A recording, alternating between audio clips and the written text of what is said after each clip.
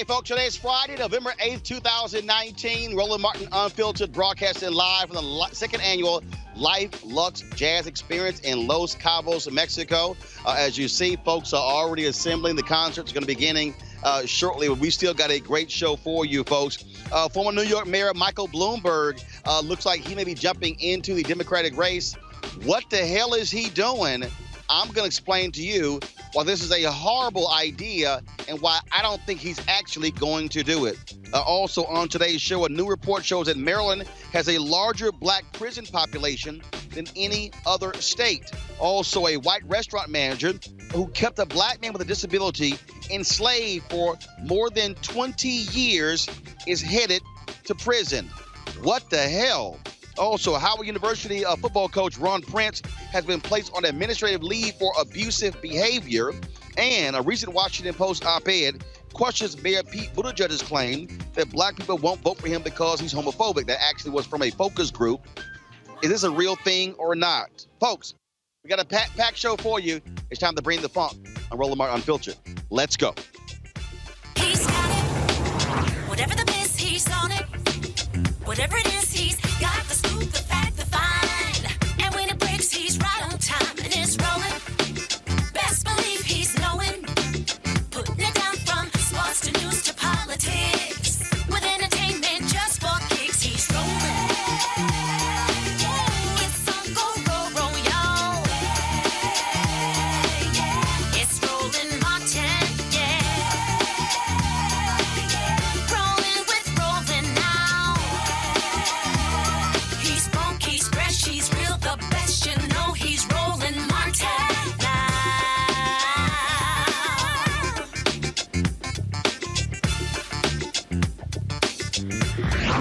Martin. Hey, folks, Roland Martin here, broadcasting live from the second annual Luxe Jazz Experience in Los Cabos, Mexico. I'm going to step aside right here, and so you'll see, folks, all of the different folks out here, they are assembling. It is an absolutely gorgeous, gorgeous day here in Los Cabos, Mexico. And a number of 14 different acts are going to be performing. Gerald Albright, Kirk Whalum, Donnie McClurkin, Incognito. Mark Curry, of course, is going to be the host of this whole deal. And so it's going to be a fantastic weekend. All the concerts will be live streamed on GFNTV.com. GFNTV.com. It's not too late for you to get your live streaming pass. Simply go to GFNTV.com to get your $10.99 live streaming pass. So every concert, all of the concerts, you will be able to actually watch live as it happens here in Los Cabos, Mexico. And so we're certainly glad to be here and glad that they're one of the partners for Roland Martin Unfiltered. Let's get on with the news of the day. Former New York City Mayor Mike Bloomberg last night made the moves to announce that he is going to be filing for the Alabama primary. Of course, Bloomberg has been back and forth, worth $52 billion. Apparently, he thinks that Vice President Joe Biden is fading, which is why he is jumping into the race. Really doesn't make much sense as far as I'm concerned. Let's go to my panel. Misha Cross, she is political commentator, Democratic strategist. Joseph Williams, senior editor, U.S. News and World Report. Also, Derek Holley, host of Reaching America On Demand podcast. Joseph, I want to start with you. I've long said that Michael Bloomberg is the Mario Cuomo of politics. Anybody out there who has any level of history remembers that Mario Cuomo toyed with the idea of higher office, running for president. Then, of course, he toyed with President Bill Clinton when Bill Clinton was going to nominate him to the U.S. Supreme Court. There was an airplane sitting on the tarmac, decided late, no, he's not going to do it. That's Mike Bloomberg. He's going to do something, then he's not. Then it's like, well, will he get in? Will he not? This, to me, is too late in the game. The reality is to have him jump in right now, it's not going to make a damn difference. Look, Tom Steyer, a billionaire, got in. He's still polling at 1%. Joseph, what say you? Well, just what we need. Another billionaire from New York running for the idea on its face is just kind of ridiculous to me because we're not in that position right now. We've already got a billionaire. People are not receptive to this sort of idea. Steyer's polling in the basement. Bloomberg, who is his constituency? Who is he looking to lure? Not to mention the fact that if he goes down to South Carolina, I guarantee you people are going to bring up stop and frisk. People are going to bring up some of the other initiatives that he had that were hostile towards blacks and browns in New York. He was the law and order guy. And I saw him at the convention in Philly in 2016. He sounded like he needed to be in Cleveland at the RNC because he was talking about all the things that the Democratic Party didn't need to do. And among those were kind of appeasing or going soft and nominating somebody like Hillary Clinton. He said the only reason why he was there was because he was her friend, and that's the reason why he was able to diss everybody else. I think it's a bad idea. Amisha Cross, this is very simple, and that is Mike Bloomberg is a horrible choice to even be a Democratic nominee. The reality, will he appeal to independents? Will he appeal to moderates? Sure, but look at John Huntsman. John Huntsman could have been a great general election candidate, but he couldn't get through the primary. There is no way in hell Mike Bloomberg is going to be able to get through the Democratic primary. It's more than just the primaries, because it's going to be extremely hard for him to break through the rules to actually get on the debate stage. At the end of the day, you have to have a certain level of approval among various polls, and right now he's not doing that well. And I think that part of that is because the American public is used to him toying with, well, I'm going to get in and I'm not going to get in. He's done it about 4 times at this point, and through various elections. And I think that people are kind of tired of that. Also, more and more voters are pushing against this whole this idea of billionaires basically taking it all and ruling this country. And to have somebody else decide that this is what they're going to do, and to your point earlier, I think that part of the angst is also that he doesn't necessarily appear as a Democrat. And with a party that continues to grow more and more progressive, that moves away from the center to a certain extent, it's going to be a lot harder for someone who is like him, who I would probably argue is right of moderate at this point, to actually break through and have policies that make sense to a party that is trying to be more inclusive, that is trying to push forward in a lot of the policy and economic issues that we've seen create real hurdles for people across this country. Derek Holly, let's be real clear. First of all, Donald Trump is not a billionaire. Let's just be real clear with that. He's not. Perfect. Here's what I appreciate, though, about Republican billionaires. What they focus on is what they do. And that is, you take Sheldon Adelson. Sheldon Adelson every year goes, you know what? I'm going to spend $100 to $200 million every 4 years to elect a Republican. That's what Adelson does. The Koch brothers, that's what they do. Tom Steyer is wasting not great. He's a billionaire. He's wasting $100 million. He's going nowhere. Mike Bloomberg, wasting money. So the reality is this here. Those two could have a much larger impact on this race if Bloomberg says, I'm going to drop $100 million on PACs and also to drive turnout in critical places. Steyer says, I'm going to drop $100 million. That's $200 million alone that's separate from what the candidate's going to raise. That's how he should be spending his money, not running for a president, which is a joke. I agree with you that it's probably too late in the game for him to get into it right now. For all the reasons that everyone has talked about. But at the same time, the Democratic candidates right now, he feels like they're just not meeting the expectations of the voters or the Democratic Party. So, again, I don't think it's the right time for him right now, but someone needs to step up from the Democratic Party to take the lead. And right now, it doesn't appear that Joe Biden's going to be it. And with Elizabeth Warren and her policies, I don't think she's going to win the nomination either.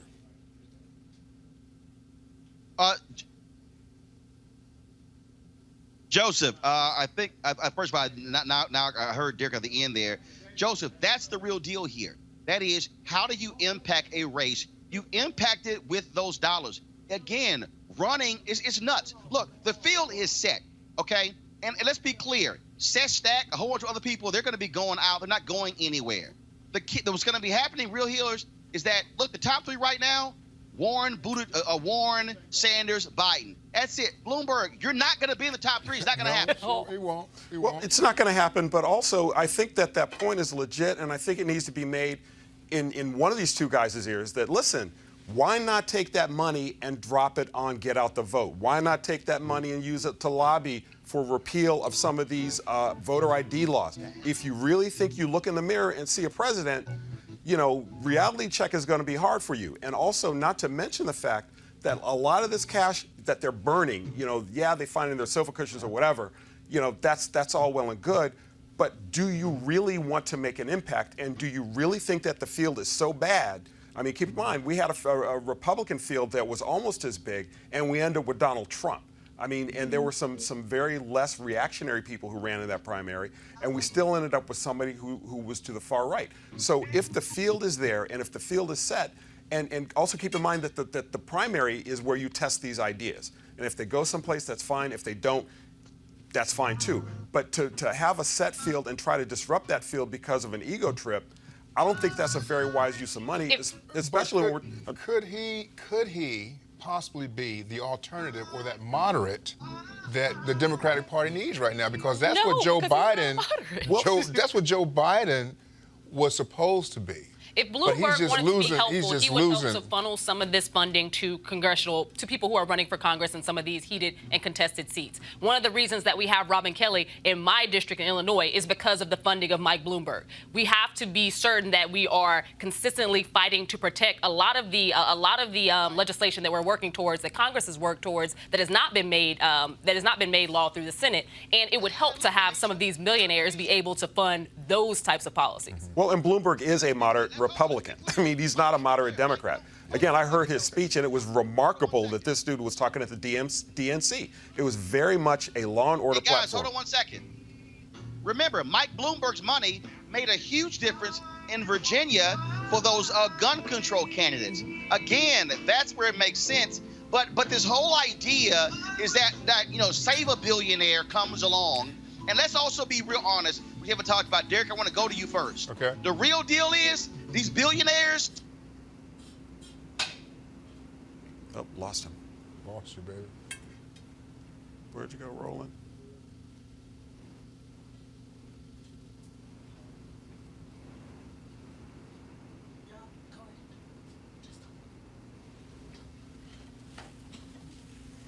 Well, the billionaires are going to look after their. I think his point is the billionaires are going to look after their own. Yeah, but one thing about Bloomberg, I didn't notice till earlier today. He just became he was a registered Republican until last year, midterm elections. He registered as Democrat. But I think right now, it's just as late in the game for him. But there has to be a middle ground with one of these candidates, because right now... But you don't think Klobuchar's in the middle ground? I agree with you. This Klobuchar's in the middle ground? Yeah, this tells us more about the race than it does Bloomberg jumping in, because there are a lot of people who feel as though we don't necessarily have the moderate candidate who can win. But then we have another debatable point with we're seeing these huge fractions within the Democratic Party in and of itself, where you have these people who are left of the left, and you have these people who are trying to stay moderate. Then you have people who know that certain candidates aren't going to be able to get that diverse vote out, and they're not exciting people. So I think that does leave room for folks who may be on the fence, who have the type of money to jump in to think, hey, I could jump in and disrupt this. But why do you think he's doing this? I mean, does he really look in the mirror and see a president? I think he does. But I'm just looking at the field of candidates right now. No, but are they a president? Are either one of them the president? Yeah, but even apart from that, right? Take the field and put it aside, right? What about Mike Bloomberg makes him a president? Beto looked in the mirror and thought that he was going to be one. So I'm not going to say that it's not something that, people think of that probably don't have a snowball's chance in hell. But this guy has been on the fence about this 4 different times at this point. But did Donald Trump look himself in the mirror and say, I want to be president? Absolutely he did. Okay, so to Bloomberg, to this point, he looks himself in the mirror, yo, I can do this. I mean... Talk about the soft bigotry of low expectations. I mean... And I think that goes to your point, too. If we've seen another millionaire, whatever his financial status is, go through this point who didn't have any ounce of the political experience or the acumen that Mayor Bloomberg does, then why not throw your hat in, especially when you feel like the field is to a certain extent wide open, because he's watching the polls. He's watching the fact that people aren't necessarily resonating 100% behind any candidate right now. I would argue part of that is because it's really early. But I was going to say, it's the primary. I mean, we haven't had the first vote cast yet. We haven't had the Iowa caucuses yet. I mean, yeah, if he was going to run, he could have started way back when, because we knew pretty much who was running. I think he assumed that Biden would have a much stronger resume than everybody did. He would have a much stronger resume I don't think everybody did. I think Biden is... He did. It was, I was just reading one of the article in the Post just a few minutes ago. He felt like that Biden would have been a solid candidate, but he's been sliding. For who? But that's kind of, I mean, Biden is 0 for 2, right? Yeah, Biden is 0 for 2. I'm with you. I mean, and he flamed out he flamed out after Iowa in 2008, and he flamed out before Iowa in 2018. But we can't deny that there are people who felt like he was heir apparent. And heir apparent to that throne means that, you know, he carried the Obama legacy and he was going to have a certain amount of people who backed him by the sheer basis of carrying the Obama legacy. And I don't think that that was a false estimation. What we're seeing is that, you know, performance-wise, your performance still matters. And I do think that, you know, we do have to say something about it being early. And after Iowa, we're going to see some things shift for people who thought that they were doing really well, who might not be doing really well. Right, a la Beto. Yeah. Kamala. Yeah. Corey. But do you take anything from the fact that all the candidates of color are polling in the single digits and can't get money? Is that like a thing? Absolutely. I think there's something to be said about that, and I know that we probably have a lot to say about it, but we do also have to take a break. There you go.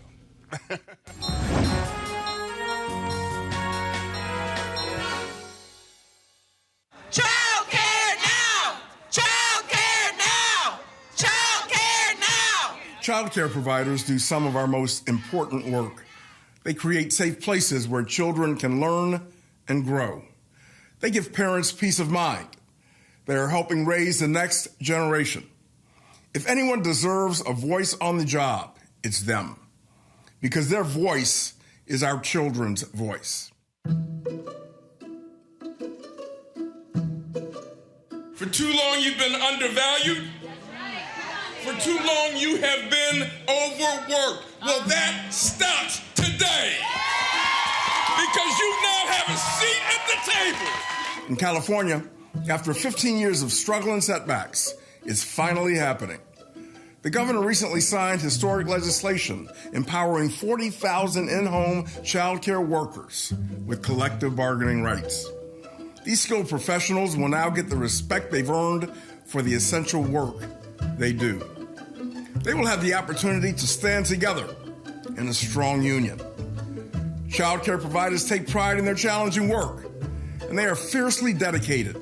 Many stay open 24 hours a day to accommodate parents who do shift work. But some make as little as $5 to $8 per hour. And many are forced to rely on public assistance just to pay the bills each month. They deserve better. The kids whose lives they enrich deserve better. With collective bargaining rights, child care workers will be able to raise their pay, negotiating higher reimbursement rates and better benefits. They can get the tools they need to do their jobs even better. They can fix a broken system and move us closer to child care for all. This will be the largest organizing campaign in the country. Child care providers have been uniting and mobilizing with their co-workers across California since 2003. Now, at long last, they will have the freedom to form a union, to build power together, to speak up together for themselves and the families they serve. You want to check out Roland Martin Unfiltered? YouTube.com/Roland S. Martin. And subscribe to our YouTube channel. There's only one daily digital show out here that keeps it black and keep it real. It's Roland Martin Unfiltered. See that name right there? Roland Martin Unfiltered. Like, share, and subscribe to our YouTube channel. That's YouTube.com/Roland S. Martin. And don't forget to turn on your notifications so when we go live, you'll know it. You want to support Roland Martin Unfiltered? Be sure to join our Bring the Funk fan club. Every dollar that you give to us supports our daily digital show. There's only one daily digital show out here that keeps it black and keep it real. It's Roland Martin Unfiltered. Support the Roland Martin Unfiltered daily digital show by going to RolandMartinUnfiltered.com. Our goal is to get 20,000 of our fans contributing $50 each for the whole year. You can make this possible. RolandMartinUnfiltered.com. When you're live, changes happen and plot twists. I'm your host now. So a recent report released by the Justice Policy Institute shows that Maryland has a higher number of black prisoners than any other state. More than 70% of Maryland's prison population was black in 2018, compared with 31% of the state population. That rate is far higher than the next closest states, Mississippi, South Carolina, and Georgia. Joining us to talk more about racial disparities in prison is Mark Schindler, Executive Director of the Justice Policy Institute. Good evening. How are you? Pretty good. So, Mark, we really want to know, I have a little bit of a deep dive into what the differences are in Maryland and why Maryland is ranking so high in this. Sure, it's a good question. So we looked at a couple things. As you noted at the outset, we looked at the overall prison population in Maryland and found that it has the highest percentage of African Americans in the prison compared to the overall population in the state related to any other state in the country. As you said, leads both Mississippi, South Carolina, Georgia. And we've been doing a lot of work in Maryland at JPI for about 20 years now. So this, in some ways, doesn't surprise us, but we thought it was important to highlight. We also looked at a particular subset of that population, and that's the people who are serving the longest terms, longest sentences in Maryland. And we found that of the people serving the longest terms, there was a very high proportion of young African-American males. In fact, the highest proportion in the country of those who went into prison when they were under the age of 25, which we refer to and others around the country are now referring to as the emerging adult population. And do you see any levels of advocacy to help to not only raise awareness, but also to help people understand how detrimental this is? Because these numbers are really shocking. When I look at them and we compare them to some states across the country that we know have astronomical rates of African Americans in prison, we don't think of Mississippi as someplace that would ever be comparative to Maryland, a state that most people see as a lot more progressive. What do you see on the ground in terms of people getting involved, pushing towards getting more action around an understanding of just how dire the situation is? Yeah, that's a terrific question. And you're right. Maryland is viewed and views itself as quite a progressive state. So to see these types of racial disparities should be quite concerning, I think, for people in the state. And there's been a lot of advocacy going on for quite a number of years in Maryland on a whole range of issues in the justice system. That includes trying to reduce the use of cash bail in the pretrial system, to the other end of the system, looking at trying to safely release older folks who are incarcerated in Maryland's prisons. Right now, tonight, as we sit here, there's almost 1,000 people over the age of 60 in Maryland's prisons, and over 3,500 who are over the age of 50, right? And these are people who pose very, very low risk to public safety, but cost an extraordinary amount to incarcerate. So there's been advocacy in that area as well to try to really pressure the state to think about doing things a different way. As we move forward in criminal justice advocacy and watching organizations at the national level as well as in various states move towards pretrial prevention and a lot of bail reform and issues of that matter, do you think that it will reduce some of this prison population? I think it absolutely can if we're serious about it, right? And so there are plenty of examples, and a little known fact in this country is that the population of young people in juvenile facilities across the country has decreased more than 50% over the last 12 years or so. So there's been very drastic reductions in the number of young people who are confined. Still, there needs to be further reductions, but there are lessons learned on the juvenile justice side that we believe can be applied to what's going on in the adult criminal justice system, and we should be able to reduce the number of people who are incarcerated quite substantially. Mark, Derek Holly, I'm a resident of Maryland. I have a 17-year-old son who's in high school. He's a junior in high school. And we just recently had a conversation with him a couple of days ago just about he's starting to drive and what to do and what he shouldn't do when he's pulled over by the police.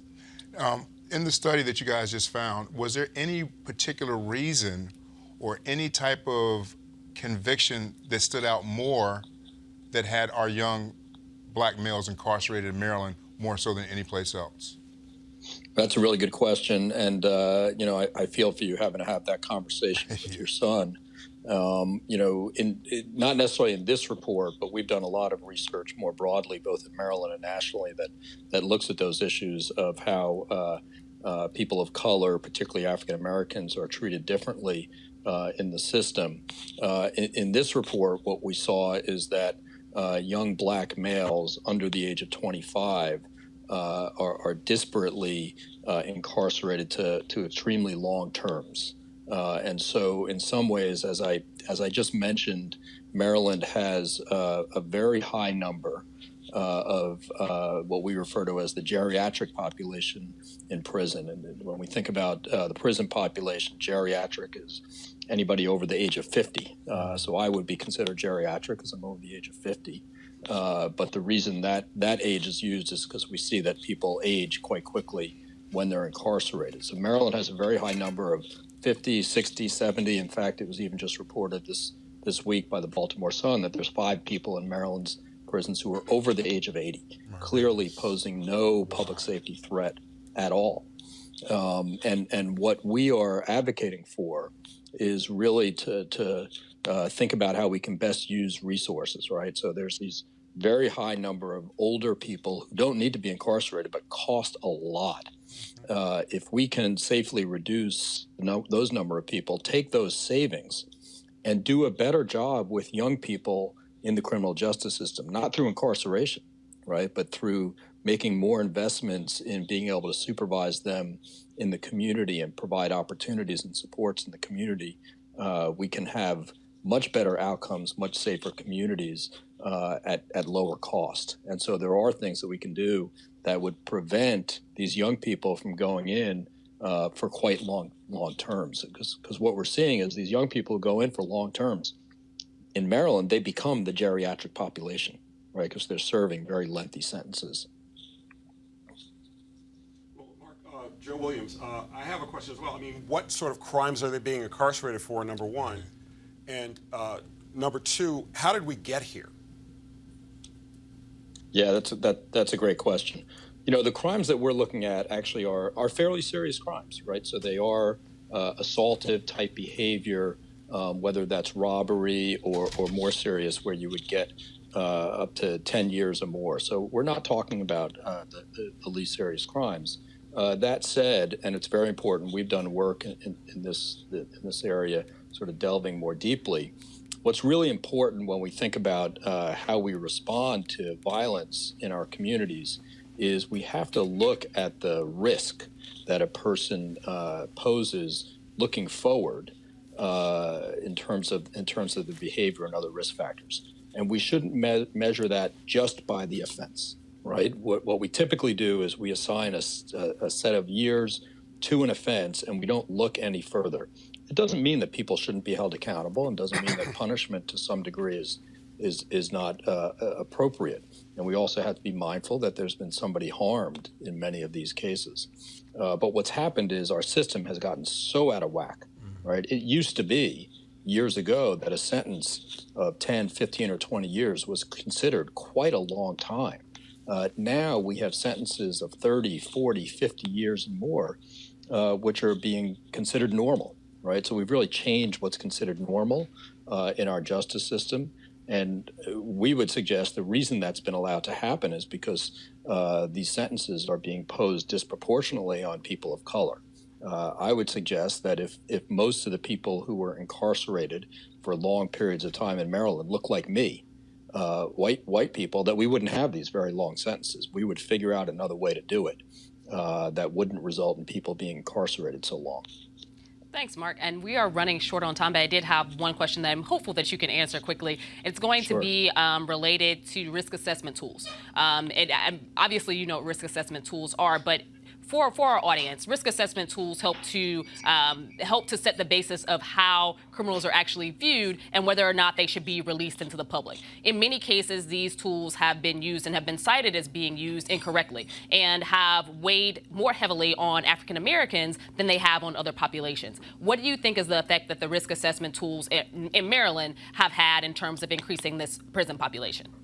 Yeah, it's an excellent question and one that we need to look at much more closely. There's no question that risk assessment tools have been found, not all of them, but can be found to be racially biased, and when used incorrectly can absolutely exacerbate the disparate impact on people of color, particularly African Americans. What needs to happen, it doesn't mean that we shouldn't have risk assessment as part of the decision making within our system, but it should be just one data point, right? It should be just one piece of information that is considered, And we have to be very careful that the information that's used for risk assessment is not biased in terms of the racial impact. And that is something challenging to do, but we have to do the hard work to do it. Make sure that we're checking about how things are being applied. At the end of the day, the decision should be made by human beings, not by risk instruments. But it is information that at least should be considered. Absolutely. And thanks so much, Mark. My pleasure. Thanks for having me. According to a press release from the Justice Department, Bobby Paul Edwards received a 10-year prison sentence after he pleaded guilty to 1 count of forced labor. Edwards, the owner of J&J Cafeteria in Conway, South Carolina, forced John Christopher Smith to work extensive hours at the restaurant. Prosecutors said that Edwards would subject Smith to physical and emotional abuse when the victim made a mistake or failed to work fast enough, and he would beat him with belts, fists, pots, and pans at times. Edwards was also ordered to pay $272,952,000 in restitution to Smith, who is mentally challenged. Now we're going to hear from our panel on why this is a problem, how this happened in America, and how we could stop this from happening in the future. I think the bigger question is, how did it happen? And did this guy not have any family members or anybody that, a brother, a sister, someone who could step in at some point and see that this was taking place? And for it to go on so long, I'm confused how it happened and how it took place for as long as it did. Well, I think that one of the reasons that occurs to me is that he's a disposable person, right? I mean, we have people who are mentally disabled all the time. I mean, they're wandering around on the streets every day, they're on the metro, and these are people who are not being tracked. They're disposable people. You know, they disappear. It's like they never even existed. So I can understand intellectually how it happens. How it happens in the United States is another question entirely, right? But even more than that, 20 years of this man's life, and he gets $272 million. $272,000, wasn't it? Yeah, $272,000 and only 10 years in jail. I mean, it's absurd. Yeah. I think there's a certain level of frustration there. I appreciate your point on this being a population that people don't necessarily always follow up on, check up on, and really pay much attention to. Which is why he abused him in the first place, because he knew nobody would check on him. And I think that that's something that we have to remember, especially with those who are disabled, those who have mental health issues and all of these other things. I personally have an older brother who has a developmental disability. Even though he is 36, he has the mental capacity of a 12-year-old. So when you're talking about people who are often employed in restaurants like this, or organizations that literally seek to employ those who many times have these developmental or other disabilities, they do so under the code of they're helping them with their, with their development. They're helping them to actually maintain a job. But sometimes they do not treat them well. And I think that this is a very egregious case. But this happens, maybe not the slavery aspect of what was happening here, but those levels of abuses at various levels happen across the country every day for those of the disabled population. And again, I understand how this population can sometimes be, no one's following up on them, that kind of thing, but it wasn't just him, it wasn't just the worker, but it was also the employer. And so for no one to intervene for 10 years and see all this taking place, I'm just wondering what else is happening in South Carolina right now. Well, there you go. That was going to be my next point. Is this is the guy who got caught, right? This is the one we know about, and probably somewhere else in America, probably somewhere else in South Carolina or even the South, there's another case like this that's happening. And we've had at least 2 of them in the last 10 years that I can think of. So this is the one we know about, and it's part and parcel because they're not checking up on it. They aren't having social service agencies have been cut to the bone, so they don't do due diligence like they used to.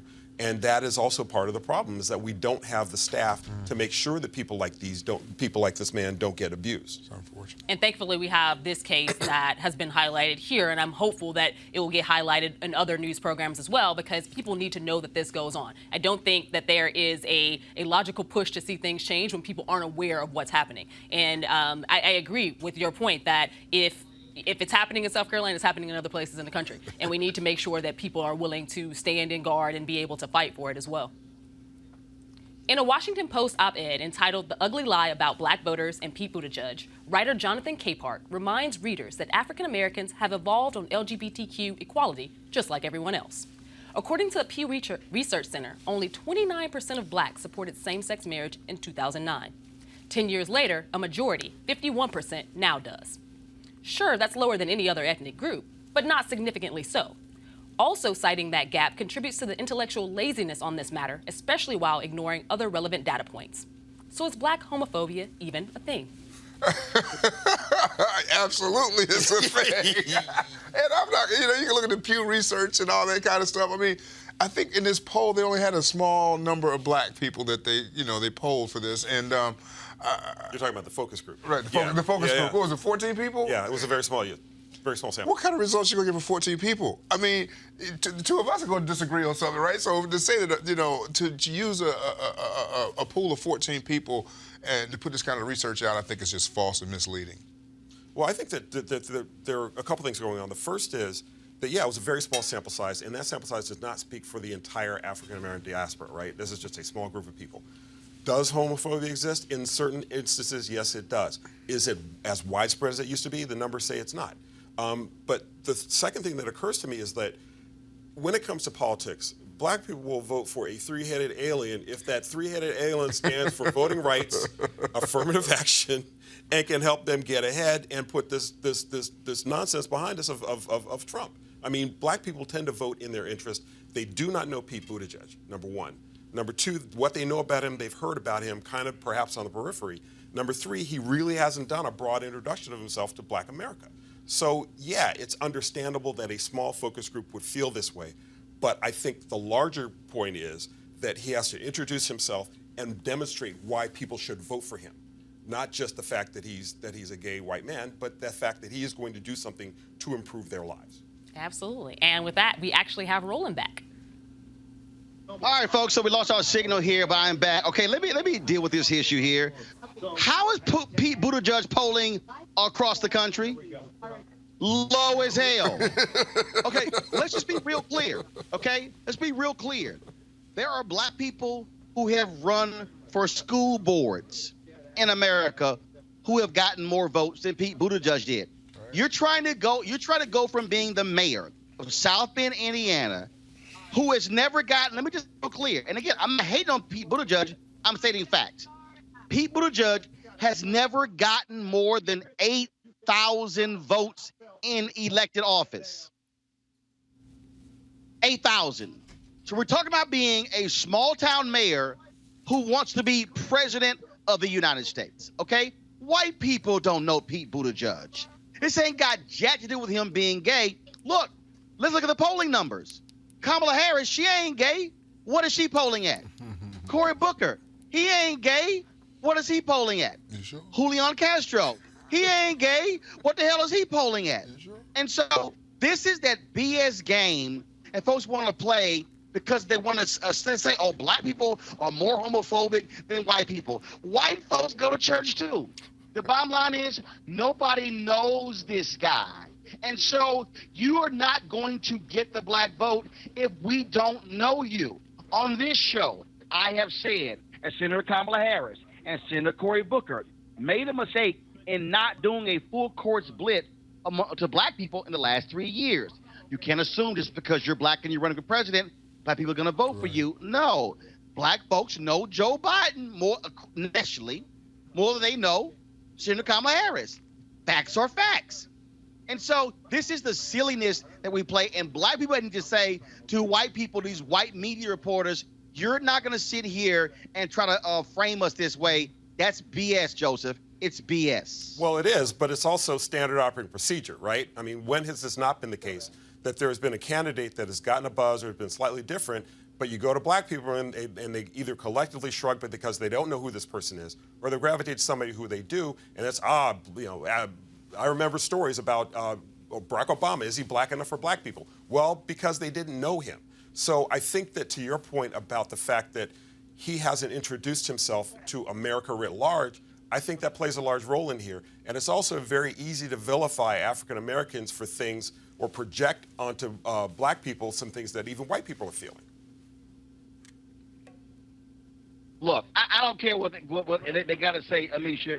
Pete Buttigieg knows he has an issue. And look, I've been talking to the Buttigieg campaign. I've had a conversation with him. He knows the issue here. And here's what happened here. The Buttigieg campaign said, hey, we didn't release this focus group. Somebody did. And so, again, this whole notion that – and here's the other piece. Let me just go ahead and say this. black people in South Carolina are not the only black people who are voting. Okay, yes, it's a critical state, but how is he polling among black people in Maryland, in Georgia, in North Carolina? And so what we have to do is to tell people, you're not going to play this game with us, trying to saddle black folks as more homophobic than anybody else. The reality is, guess what? It was a whole bunch of white folks who didn't support same-sex marriage. Let's just be real, okay? As simple as that. So, Amisha, he knows he's got some damn work to do. No, I think that that's absolutely correct. And I love the point that you made about Cory Booker and Kamala Harris, who also are not necessarily polling that strongly in a demographic that is their own. But I think that for Mayor Pete, there's something else here. As somebody who created the Douglas plan, which I personally think is a great plan, he hasn't necessarily marketed and been able to campaign on it in the black community in the way that he should have. When you create a campaign initiative specific towards black people, economic development, educational infrastructure, housing supports, healthcare, you should have an infrastructure around how you're going to talk about that to black people. I think that one of the hardest things that his campaign is now facing is that you're not going to make it in this election or beat Trump unless you have black support. And they may be coming around to this ideology a little bit too late, but putting it off and saying that this is because black people don't support LGBTQ individuals is completely ridiculous, because I don't think that there is any more upset about or angst against LGBTQ community individuals in the black community than there is outside of the black community. There are religious sects and religious people of all races and demographics who may carry within themselves some idea of a lesser approach or a lesser appreciation for it. But I think that overall, it has to do with what policies will work for black people. Black people are going to vote for the policies that help move our community forward. And at the end of the day, if you're not able to transmit those, to have conversations about those, to appear that you are moving along with the black community to help move things forward and to help to bridge a lot of the gaps that we see in a lot of our economic situations across this country, you're going to have a hard time. Black people will Okay, vote, now hold on. Let me introduce another topic that we have seen take place this week. And that is all of these folks on social media saying there's this erasure happening with Senator Kamala Harris. They say that Warren is getting all this attention and that people are ignoring Senator Kamala Harris. They talk about the fact that Higher Heights, a group represents 90,000 black women who endorsed Senator Kamala Harris. And then you had another group of about 100 activists who endorsed Senator Elizabeth Warren. Okay, Joseph, I want to go to you first, then I'm going to go to Amisha, then Derek. Here's the thing that I will say to people. This is the difference. The group that endorsed Senator Warren is a group of 100 activists who are active on social media. Even though a larger group, Higher Heights, endorsed Senator Kamala Harris, that was their board of directors. What should have happened with the rollout is that Higher Heights should have said to all of their members, we are endorsing Senator Kamala Harris, flood the zone talking about Senator Kamala Harris. And so I think people need to, people all of a sudden talk about erasure, but look, Senator Harris's campaign has been up and down. It's been like a roller coaster, whereas Warren has been steadily building. And so, look, the responsibility to maximize attention with your endorsements ain't on the people on social media. It's on the candidate and their campaign. Joseph. 2 months ago, she was as hot as can be. She had the moment with Joe Biden. She smacked him upside the head about busing. And then she was everywhere, right? And to go from everywhere to nowhere, that's kind of on the campaign a little bit, I think. I mean, there you go. Also, the fact that there's a different issue that's been kind of a bug in my bonnet, which is about how all the candidates of color are polling low. But she had her moment, and she needs to be more consistent. And that was the knock against her going in. Does she have the stamina? Does she have the approach? Does she have the organization for the long haul? Right. And I will say also one other thing is that we have not had a single vote cast yet. What I've been hearing is that her ground game is pretty good. Will it be good enough for her to win Iowa? We don't know. The proof is in the pudding. But I do think that the rollout should have been a lot more visible. If you've got that many African-American women who are voting a woman of color, that should have been everywhere. And Amisha, and that's what this boils down to. If you study both of these campaigns, this ain't got jack to do with who's black or who's a woman or who's white. The reality is the Warren campaign has been a lot steadier, a lot smoother in terms of how they have been driving their narrative. The Harris campaign has not. Look, her biggest Achilles heel was the fact that she was a prosecutor. There you go. She didn't release a criminal justice plan until the Monday, the middle of September, the week of the TSU debate. You went 5 months and didn't release a criminal justice plan. And so, a perfect example, this week, okay, she releases her education plan. All right, 10 hours in school. I'm sorry. No. Where's the live stream? No, but follow me here. On its merits, okay? yes. Where's the live stream of the Summit of Educators? Where's the event with teachers, with principals, with parents, with students? If that was going to be your key issue this week, how did you not flood the zone with it? I'm sorry. That's on the campaign. And so I hear people, but they got to stop all this. Oh, my God, they're trying to erase the black woman. No, you can't erase yourself. No, I agree with you 100%. I think that there's an easy trope for her to use to say that, things are harder, they are looking at her differently. She's being weighed differently in the media and in the spotlight because she's a black woman. Fact of the matter is she has not run a steady campaign. She's run a campaign that's been flimsy at times and has been even worse at others. And I agree with you. When you release something that is as specific as this and as large as this education proposal she just did, we're coming off of a 10-day teacher strike in Chicago. Can we not have teachers who are actually on those picket lines be voices for this? Can we not have the CEO of the National Teachers Union actually be there? Because at the end of the day, she endorsed that actual plan. But if you don't endorse it in terms of commercials, if social media doesn't hear it, nobody really cares. Kamala's campaign released a statement, but that was it. So I think that part of this is them not really having the campaign infrastructure that actually makes sense at the level she's trying to run at. And there's no comparison for me right now between her campaign and Warren's. One was out of the gate, I'm a winning horse and I'm going to keep striving until I get there. The other one was kind of teetering from the beginning, had a moment of shine with Joe Biden in the second debate, and has completely fallen apart ever since. So I think that right now, she's smart to restructure. She's letting go of a lot of people. She's deciding that, she needs to have different top brass staff, but it may or may not be too late. Derek, at the end of the day, when you run, you're gonna deal with bumps, okay? Warren dealt with the Pocahontas bump at the beginning of her campaign, but it's been a steady build. All of these people, and let me say this again, to all these people who are out here saying, Warren is the white woman getting more attention, let me remind you, the first two town halls, not the first two town halls, of the first town halls that were on CNN and MSNBC, the two highest were involving Senator Kamala Harris. Her campaign did not build on that. That's the problem, folks. And I think they now are trying to correct that. The question is can they do it? The next debate, Derek, is November 20th. She is going to be at Tyler Perry Studio in Atlanta. Let me be clear. She's got to come out a hell of a lot stronger than she was in the TSU debate. She's going to have to come out smoking hot in November 20th debate.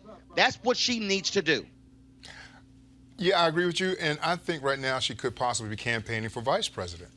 And so I look at her, how she's polling right now. She's shutting down different offices. She just shut down New Hampshire, and she shut down a couple of other offices right now. And I just don't think, I look at her as a prosecutor, Roland, and I look at her record in terms of what she did out there in terms of just locking up African Americans when she targeted them, the parents of truant students. And so when I look at her record that way, and it's not just her dropping the ball with her campaign, it's also her record. And I think a lot of people have looked at that over the last few months, which has also caused her to have a lapse in the polls right now. Hey, all I'm saying, everybody out there talking about erasure, no, that's on the campaign. You got to do what you got to do.